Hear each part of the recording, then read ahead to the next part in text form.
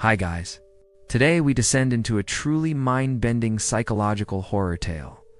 A story about silence, whispers, and walls that listen, buckle up, and dim the lights. This isn't just another haunted house story. It's a warning, and it's called The House That Listens. I didn't want the house. It sat on the edge of a quiet forest in rural Connecticut, worn down, but strangely perfect. The kind of place you'd see on the cover of a thriller novel. My agent called it an artist's dream, and the rent was impossibly low. It should have been a red flag. But deadlines and debt are louder than intuition. The landlord was a narrow man with a sharp nose and distant eyes. When I met him, he didn't smile, just handed me the keys and said, "Keep the noise down at night. The house doesn't like it." Then he turned and walked away, like it wasn't worth explaining. The first few days were calm. I unpacked, wrote, and sat on the back porch watching the fog roll through the pine trees. It was peaceful, even therapeutic. But that quiet wasn't empty. Ow! It felt like something was waiting. On the fourth night, it started. I was working late and thought of an obscure song from college. One I hadn't heard in a decade. I didn't say it aloud. I just remembered it. And then the kitchen radio, which I hadn't touched, turned on and played that exact song. I froze. Checked my phone, the app wasn't open. I turned the radio off manually and laughed it off. Maybe I'd hummed it unconsciously, still. It lingered. Over the next week, it escalated. I'd think about a scene I was writing, and the temperature would drop. I'd imagine a character's fear, and the lights would flicker. The house wasn't haunted in the usual sense. It was reactive, like it was listening. I tested it, sat in the living room and thought about a storm. 10 minutes later, thunder cracked across the sky. No forecast had predicted it. I pictured blood on the hallway walls. An hour later, faint stains appeared near the light switch. Not fresh, faded, but real. That night I dreamed of a voice. It whispered from behind the walls, repeating my name. Slowly, patiently. "Eli, you're awake even when you sleep." I woke drenched in sweat, but the room was cold, freezing.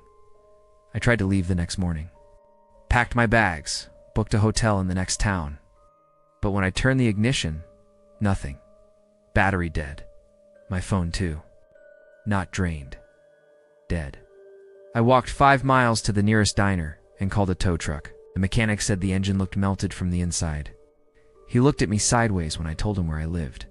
"That place again? You've heard of it?" I asked. He just shook his head. "Not a place. It's a presence." That night, I screamed into the house, demanded it to show itself, challenged it, threatened to burn it down, but the house stayed quiet, till I said, "I'm not afraid of you." That's when the lights cut out, and something sighed.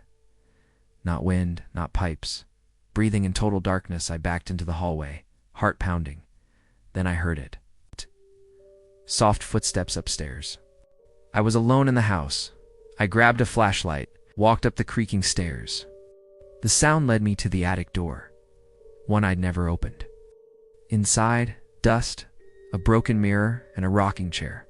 Slowly swaying, I stepped in. The mirror wasn't reflecting the room, it was showing my living room right now. And in the mirror, someone was sitting on the couch. I ran down, nearly tumbling, but the couch was empty, still warm.